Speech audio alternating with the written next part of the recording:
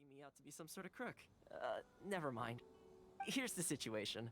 As I touched upon earlier, the members of the International Trade Association are constantly struggling to survive. Recently, things seem to have gotten more difficult than ever for them, so just go and check things out. See if there's any way you can help.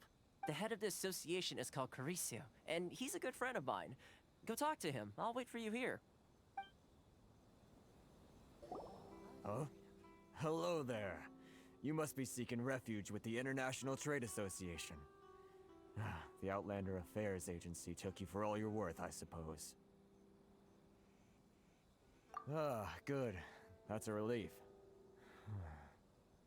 You need to be careful, or you'll find yourself losing your savings all at once. We heard the association has been having some difficulties lately. Is that true? Yes. Left, right, and center. Obstacles at every turn.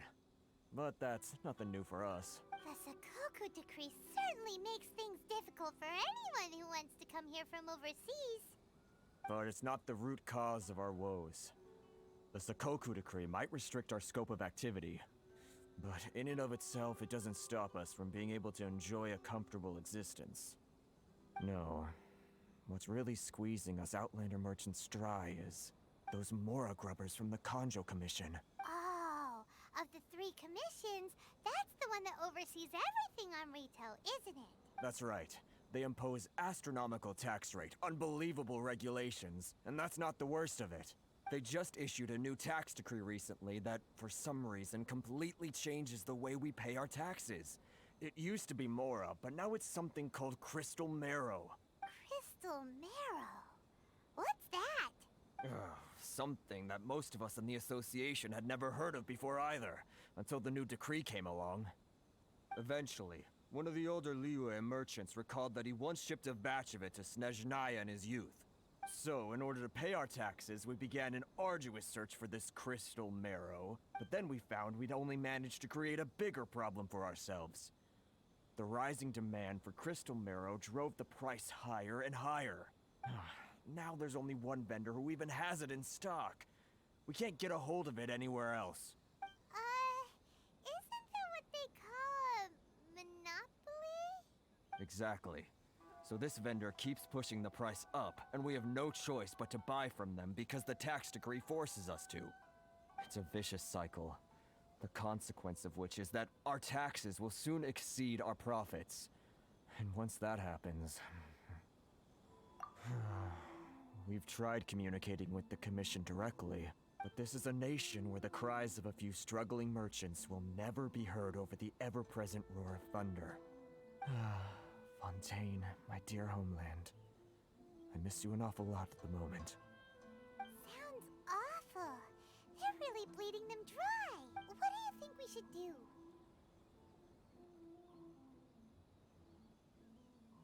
But Carisu's the head of the association, and even he hasn't had any luck. Not to mention, we're Outlanders too. Right. And besides, I think this may well be the fate they've ordained for us. Okay. Well, we could try tackling the problem by going to the other party involved. That vendor. I've actually done business with him in the past, but after a point he stopped contacting us. I have no idea where he sources the stuff. Well, it definitely sounds like he's being unfair. How do we find him? We could go talk to him and see if he lets anything slip. Hey, that's a pretty good idea. Since you're not affiliated with the association and you're new to Rito, he may just let his guard down. If I remember correctly, our usual meeting point with him is under a tree by the coast in the residential district. See if you can find him there. Got it! We're on the case! Huh? I don't think I recognize you. Are you new arrivals? So, what do you need with me? The sheer nerve. You don't go around asking questions like that.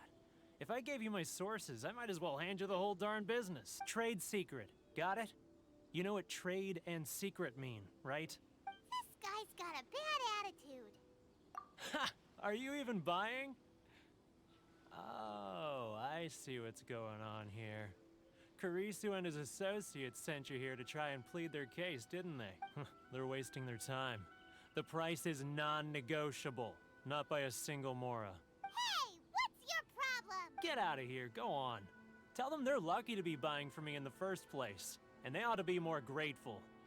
If it weren't for me, they'd be in seriously hot water. What are we gonna do?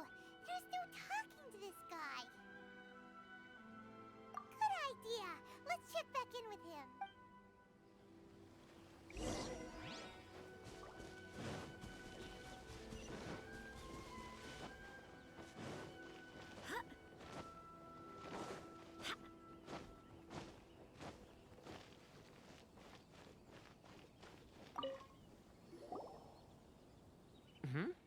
That was quick.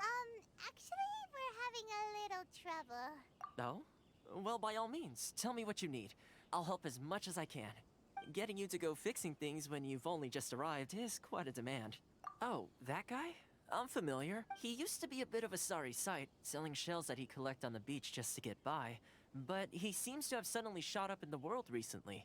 I can only assume he must have found himself a patron after leaving the International Trade Association. Huh. You're saying he used to be a member of the International Trade Association? So he's an Outlander too? Yes. Couldn't you tell when you spoke to him? That's right. Werner was born in Mondstadt, then went into the shipping business, trading between Leah and Inazuma. When Inazuma closed to the outside world, he was one of a group of Outlanders that ended up stranded on Rito. Huh.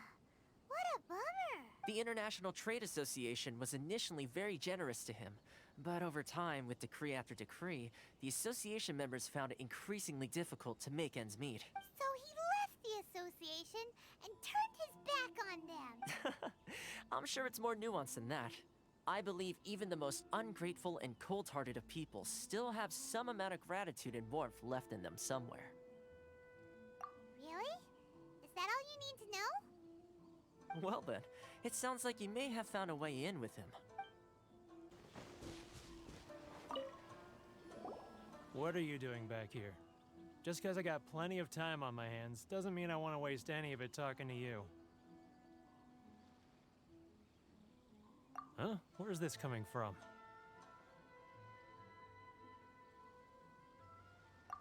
Mondstadt?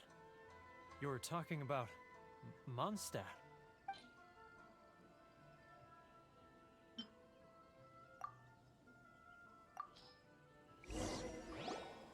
Goodness, I can sense it now.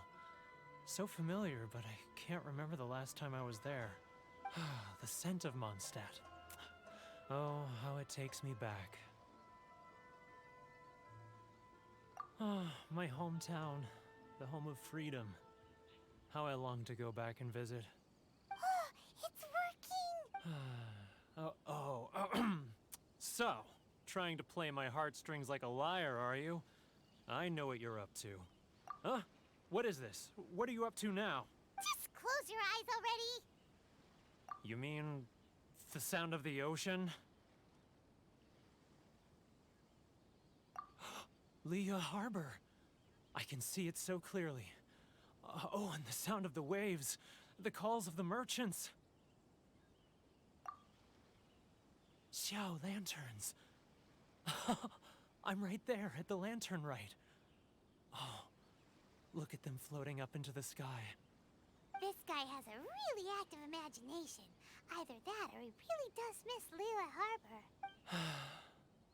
Liyue.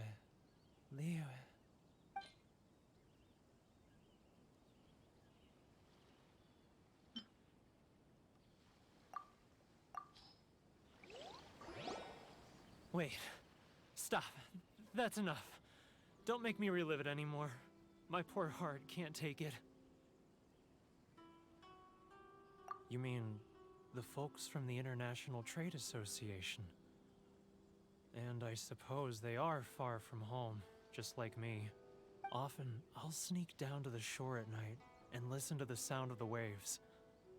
I like to imagine it's the voice of my hometown, carried across the ocean. I've run into folks from the association more than a few times doing just that, but I always hide my face and slip away. Don't you think I've wanted to talk things through with them and free myself from this anguish? Well, no one's stopping you, so... They're so resilient. None of them had anyone else to rely on, so they rallied together, committed to finding a way to survive. But I couldn't do it. I'm not strong enough, so I caved. Those people, they'd make the smallest of promises, offer the most measly benefits, and I'd do whatever they asked of me.